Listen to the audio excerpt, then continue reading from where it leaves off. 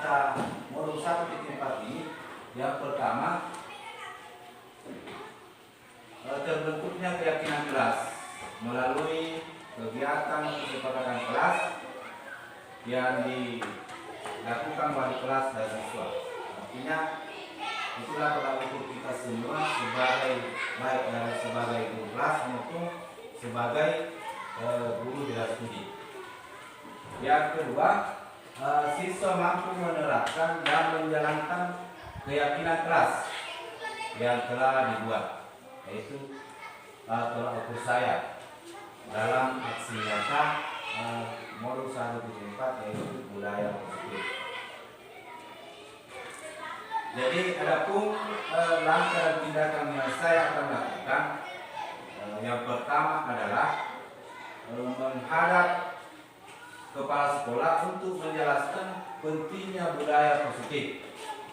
Itu yang pertama adalah menghadap kepala sekolah untuk menjelaskan pentingnya budaya positif, keyakinan kelas di sekolah, serta meminta izin untuk mendiskriminasikan bersama rekan guru, artinya yang sedang berlangsung sekarang ini. Yang kedua adalah mengumpulkan rekan guru untuk melakukan diseminasi pemahaman materi budaya positif, yang mana di dalamnya adalah keyakinan kelas, segitiga restitusi. Yang ketiga, berkoordinasi dan berkolaborasi dengan wali kelas untuk membuat keyakinan kelas masing-masing. Yang keempat, memantau, merefleksi, dan mengevaluasi kegiatan kelas yang telah dibuat.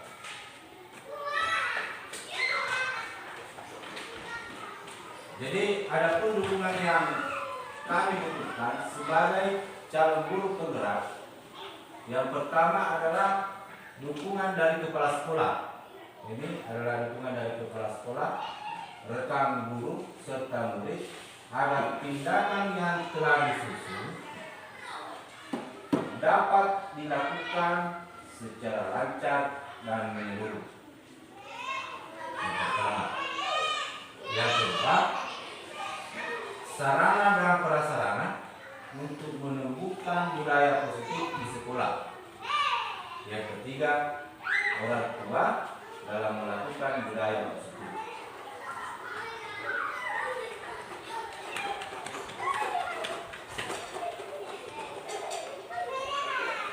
Jadi kita masuk, Bapak Ibu, kita masuk pada konsep budaya positif, yang mana di dalamnya ada disiplin positif dan nilai kebijakan universal. Bawahnya adalah teori motivasi, hukuman dan penghargaan, restitusi, dan keyakinan kelas. Di bawahnya kebutuhan dasar manusia dan dunia berkualitas. Restitusi itu ada 5 posisi kontrol. Restitusi segitiga restitusi, yaitu inilah konsep utama budaya positif yang saya harus bahas pada hari ini, Bapak Ibu. Jadi di sini adalah disiplin positif dan nilai-nilai kebijakan universal. Pertanyaan pertama itu, apa makna disiplin? Jadi apa makna disiplin? Jadi kata disiplin itu berasal dari bahasa Latin disiplina, ya, yang artinya belajar. Makna asal dari kata ini berkonotasi dengan disiplin diri dari murid-murid Sokrates dan Plato.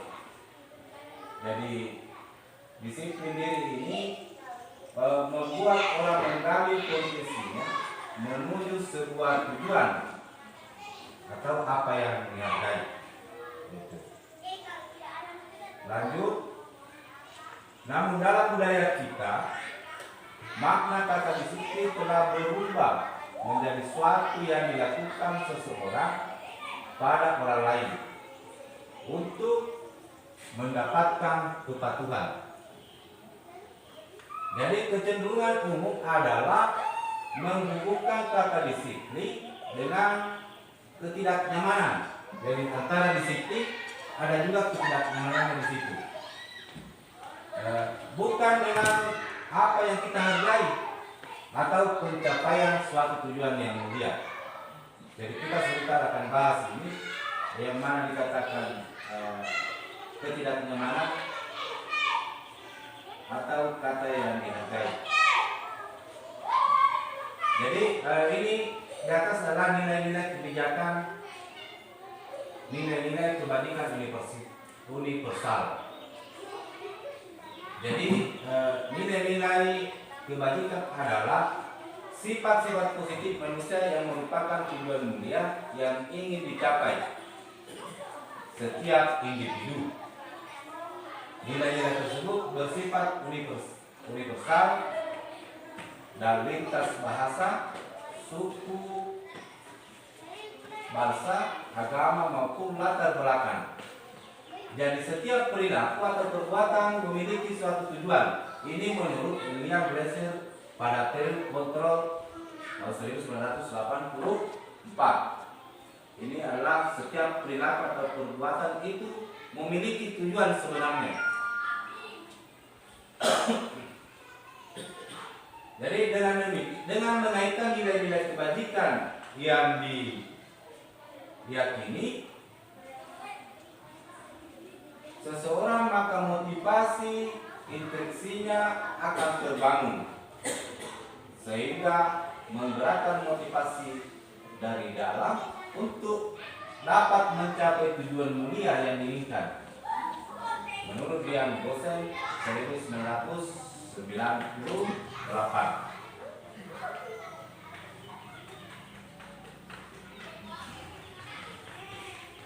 Jadi nilai-nilai kebajikan yang ingin dicapai oleh setiap anak bangsa kita kenal dengan profil teladan Pancasila. Yang mana dikatakan profil Pancasila itu yang mana di dalamnya yang pertama adalah beriman, bertakwa kepada Tuhan Yang Maha Esa dan berakhlak mulia. Yang kedua mandiri. Tiga, bernalar kritis, berkebajikan global, gotong royong, kreatif. Jadi kita masuk pada teori motivasi, hukuman dan penghargaan, restitusi. Jadi bahwa penghargaan berlaku sama dengan hukuman dalam arti meminta atau membujuk seseorang melakukan sesuatu untuk memenuhi suatu tujuan tertentu dari orang yang meminta atau membujuk. Dorongan eksternal dan akan ada faktor ketergantungan. Ini beberapa dampak dari pemberian penghargaan menurut Alpicon 1993. Penghargaan mengurangi ketepatan. Ini nilai yang menjadi pertanyaan sampai detik ini. Kenapa dikatakan memberikan penghargaan kepada seseorang itu kurang tepat? Ini menurut Alpicon. Ini dia mengadakan penelitian sebenarnya ini bagaimana penghargaan itu masih kurang tepat. Jadi itu yang dibawanya adalah dihukum oleh penghargaan. Ini berpengaruh jangka pendek dan jangka panjang. Ini dihukum dengan penghargaan berpengaruh pada jangka pendek dan jangka panjang. Yang kedua, penghargaan penghukum. Penghargaan tidak efektif. Penghargaan merusak hubungan. penghargaan mengurangi ketepatan.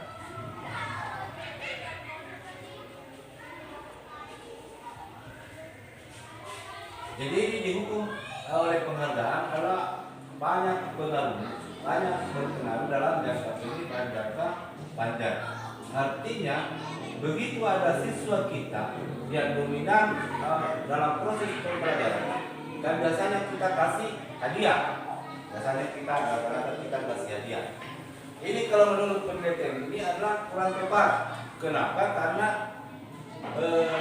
yang misalnya yang dapat peringkat biasanya kita kasih hadiah. Artinya kita berikan motivasi, ternyata berdampak pada teman yang lain bahwa terlanjur dapat hadiah. Artinya selalu dijanjikan bahwa kalau misalnya dapat peringkat kita kasih hadiah. Ternyata begitu kita tidak menjanjikan, maka proses pembelajarannya dia akan menurun karena dia terlanjur selalu dijanjikan. Ini kita masuk pada teori perilaku manusia. Nah, untuk menghindari ketidaknyamanan, ini hukumannya. Apa yang akan terjadi apabila saya tidak melakukannya? Ini kira-kira untuk menghindari ketidaknyamanan, ini hukuman. Yang kedua, untuk mendapatkan imbalan dari orang lain atau institusi, apa yang saya akan dapatkan apabila saya tidak melakukannya? Yang ketiga, untuk menghargai diri sendiri, saya akan menjadi orang yang seperti apabila saya melakukannya. Ini bagian dari memotivasi ini. Kalau ini untuk menghindari ketidaknyamanan atau hukuman. Misalnya, ini ketidaknyamanan. Biasanya orang kalau naik motor biasanya memakai helm. Artinya dia menghindari hukuman. Tapi dalam satu persepsi lain bahwa dia juga tidak nyaman kalau misalnya dia menggunakan helm. Ini artinya menggunakan helm untuk menghindari polisi, tapi satu sisi dia tidak nyaman. Padahal dalam intinya di sini menggunakan helm dalam suatu pengendara adalah menghindari segala sesuatu yang terjadi pada dirinya. Ini dihukum oleh penghargaan. Yang pertama adalah penghargaan menurunkan kualitas. Itu tadi saya bahas bahwa memberikan sesuatu kepada anak-anak kita bisa menurunkan kualitasnya. Kenapa? Karena dia sudah terbiasa untuk dijanji. Kalau misalnya kita ranking 1, kasih begini. Nah, ini menurunkan kualitas. Apabila kita tidak janji, maka dia tidak termotivasi lagi belajar karena tidak ada yang ingin didapat. Di bawahnya penghargaan mematikan kreativitas. Artinya kita memberikan penghargaan mematikan kreativitas dalam artian seperti menjanjikan sesuatu dan memberikannya di saat dia tidak dia tidak proses pembelajarannya itu, maka dia akan menurun.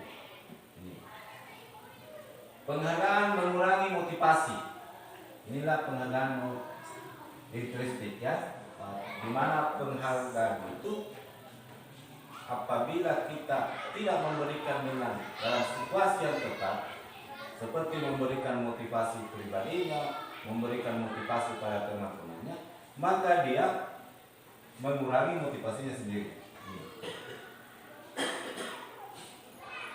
Nah, dihukum oleh penghargaan. Inilah yang tadi kita bahas. Penghargaan menurunkan kualitas, mematikan kreativitas, penghargaan mengurangi motivasi intrinsik. Bentuk program kebijakan atau apresiasi, yaitu dalam memberikan apresiasi atau pengakuan perlu diingat beberapa hal. Yang pertama, beri pengakuan secara khusus, beri pengakuan secara pribadi, beri pengakuan kepada semua murid atau bergantian, beri pengakuan secara konsisten, fokus pada proses. Yang pertama, memberikan pengakuan secara khusus. Artinya, apabila anak kita mendapat suatu prestasi yang sangat menonjol, maka bukan berarti di depan teman-temannya kita kasih penghargaan, tetapi dipanggil secara khusus, misalnya di dalam kantor, misalnya kita kasih motivasi. Kenapa? Nanti teman-temannya ini tidak, apalagi namanya, dia kita khususkan ke yang dapat prestasi. Ini namanya pengakuan secara khusus. Masuk di sini pengakuan secara pribadi. Nah, itu seperti tadi kita panggil khusus untuk memberikan suatu apresiasi. Yang ketiga, memberi pengakuan kepada semua murid secara bergantian. Ini berlaku di dalam kelas. Artinya kita memberikan suatu motivasi, artinya pemerataan di dalam kelas supaya tidak ada merasa terpinggirkan. Kalau kita memberikan motivasi kepada semua murid, artinya memberikan di dalam suatu ruangan. Yang keempat, memberi pengakuan secara konsisten. Artinya ini berlanjut terus pengakuan kita bahwa seperti inilah kita ke depan yang lebih baik. Semua teman-teman begitu. Terakhir, fokus pada proses. Ini. Kita lanjut.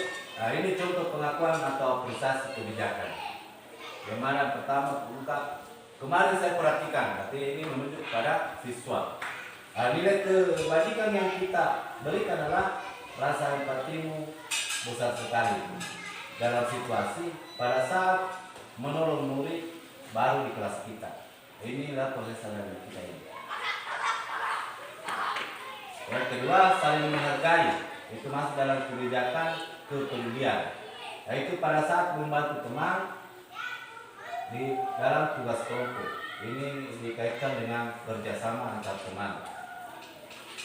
Mengucapkan terima kasih itu. Ini rasa tanggung jawab yang melekat di dalamnya. Situasi pada saat kami memungut kertas yang berserakan data. Pertanyaan. Ini ada pertanyaan saya, ini masalah tindakan guru, hukuman atau konsekuensi.